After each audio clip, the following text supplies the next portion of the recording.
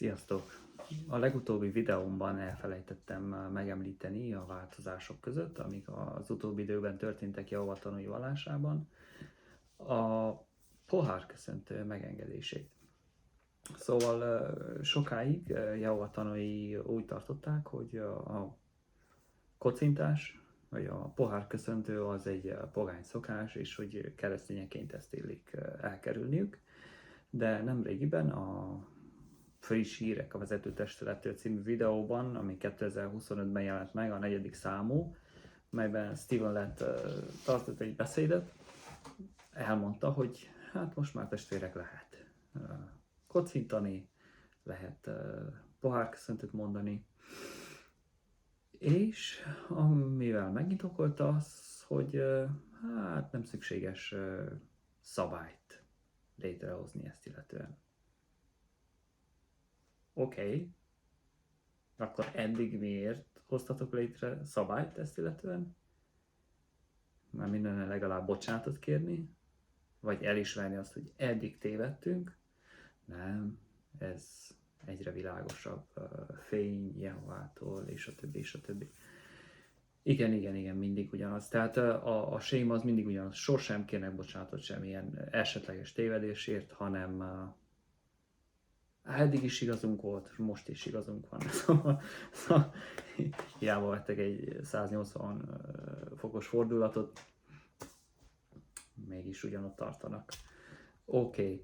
Tehát a kérdés mégis az, hogy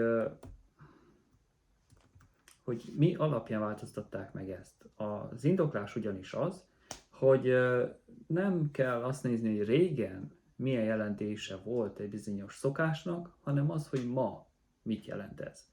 Régen pogány szokásokra alapult a pohárköszöntő, de most már senki sem társítja ezt pogány imádattal, vagy ilyesmivel.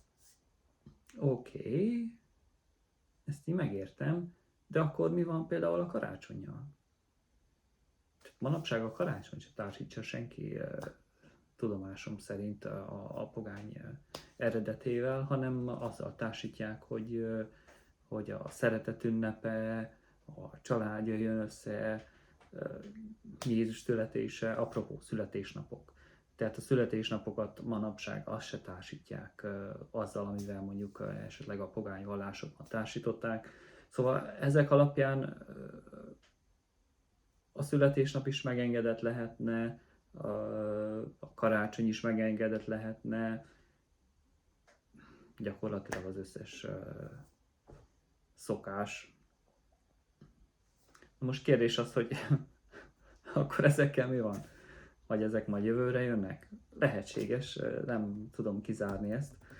Viszont ezekkel a változtatásokkal az is érdekes, hogy sokan mennyit szenvedtek mondjuk emiatt. Tehát képzelje el valakit, aki a két társaságban mondjuk nagyon furán érzi magát, hogy ő nem vesz részt a pohárköszöntőben. És akkor egy hétre meg kijön Stephen Lett, és azt mondja, jaj testvérek, hát igazából lehet, semmi probléma nincs ezzel. Tehát akkor én hiába álltam ki emellett a hitnézet mellett. Vagy hogy van ez?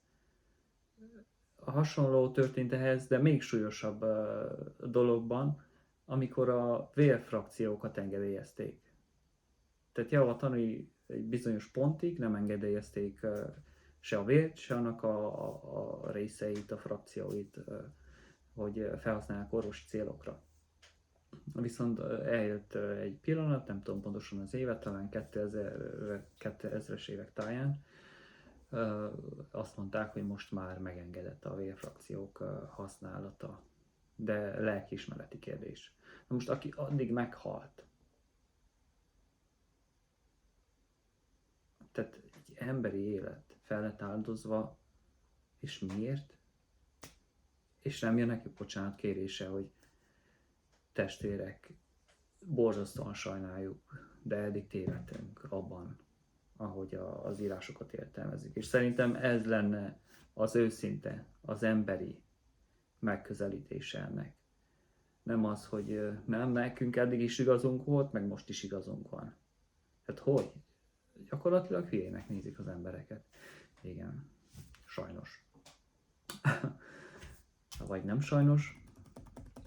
Ennyit szerettem volna mondani röviden ebben a videóban, ami a múltkor kimaradt, és köszönöm a figyelmeteket, ha nem iratkoztál fel, akkor most megteheted, hogy ne maradj le a következő videómról.